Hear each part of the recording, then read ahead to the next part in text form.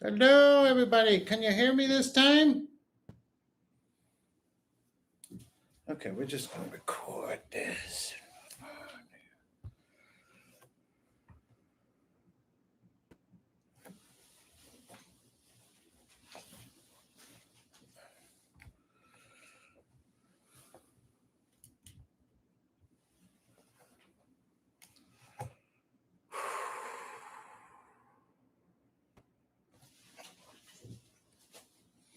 Well, I'm very sorry that didn't play out the way I wanted it to.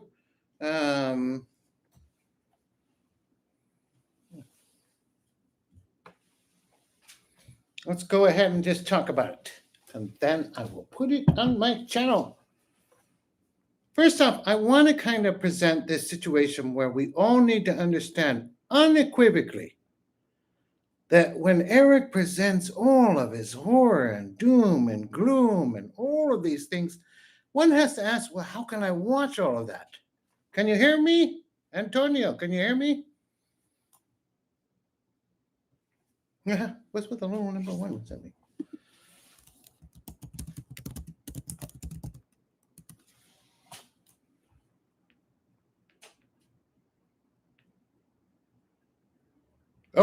Okay, let me start over. We're going to start from the beginning.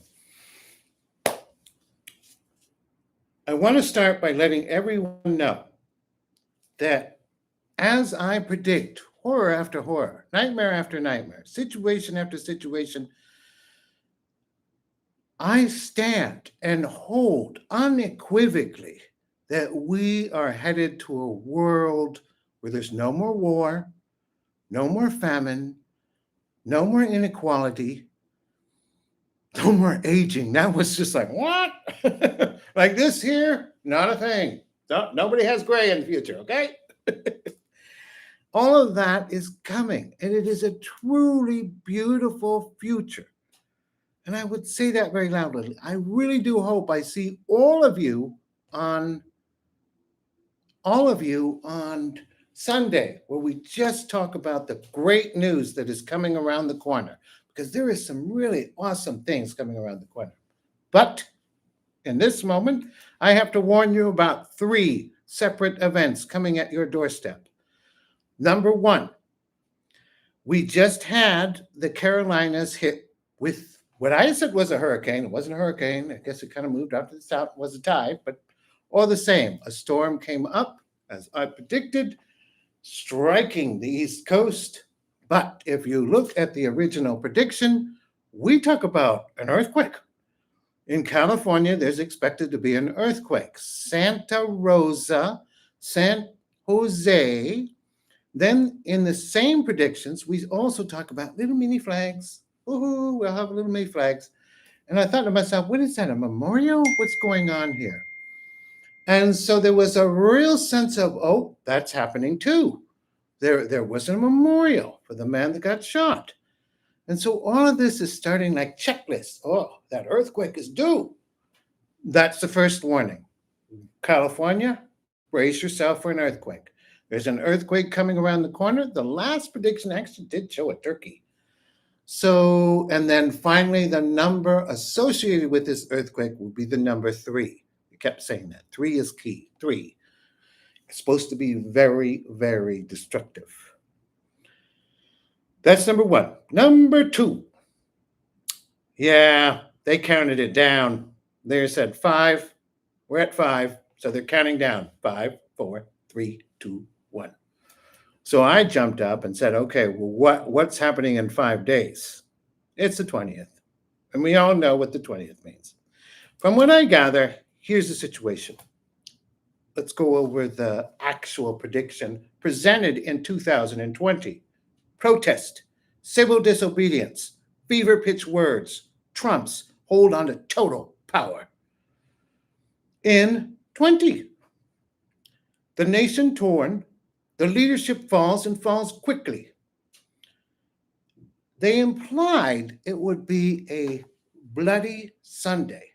And I thought to myself, okay, well, it's not a 20. But then I also got the information that the protest on the 18th, again, still not Sunday, He's seeing that as an opportunity. Our president is looking at this as an opportune moment to really clamp down, setting off flames of fire, right? From those of us that demand freedom. And then he'll point and say, look, there's the problem. I need to squash that. And that's what the move will lead to, a seizure of power.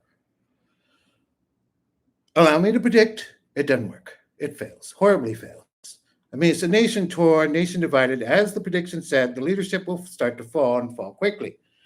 That's what's expected to arrive at the doorstep. With that said, another thing that's happening at the same around time is his health. His health takes a decline. I honestly feel Trump might actually be in the hospital. So please, Mr. President, whatever health issues coming up, please, take care of yourself. So that is what's coming, a seizure of power. At the end of the day, I can hold. What's around the corner? 1989. 1989. There will not be all this autocracy, all of these acts of fever pitch. I am now your king. No, the people aren't holding to that. And really, you get the impression that the common man will rise and take us to a space where, it just starts creating new governments, new systems, new ways. That's already starting. You can see it. Nepal, Bangladesh, Morocco, Peru, all of these different nations. And then you're going to have Pakistan, Israel, that leader's going out too. So all of these different figures where they're just getting rid of the figure that thinks he was king. Moving on from that message, we are also expecting Mr. Putin, the warning was given right before he is expected to drop the weapon, the red button, tactical. And they showed a game called Risk. This is the third warning. It's a game called Risk. In the board game, you have a map. There are little box toy soldiers that kind of move all this different around. The entire game is basically a game of war. And so in the vision, I had toy soldiers moving to the borders, different parts of the borders, and then pulling back only to move to another border. Calculated moves unfolding. He's starting to do that. He is starting to move his soldiers in the hopes that you will move yours inward and not necessarily aid in Ukraine. That's what he's trying to do. And all of that then leads to the Europeans moving their soldiers up, setting off a cascade event that they call the Cuban Missile Crisis. Don't think it's about Cuba. I think he's going to place some weapons in someone else's backyard, probably the United States, maybe Venezuela, I don't know. And those weapons will be able to, they will be nuclear and they'll be able to attack us. Just like the Cuban Missile Crisis, it will involve ships. And just like the Cuban Missile Crisis, we take it to the edge of war. We're going to war, but then we don't.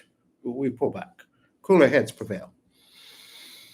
At the same time, that will in turn, again, lead to the end of leadership. On both ends, I might add. On one end, you get the impression that Putin will end like Nicholas II and Trump will end like Nixon. That's how this is all set to play out. Those are the warnings I have for you. And I look forward to seeing you on Sunday. I am so sorry about the technological issues with earlier. Like, we were supposed to do this at 10. I'm really late. Okay. Well, you guys all have a wonderful day. Let's just open it up for a quick conversation. How is everybody?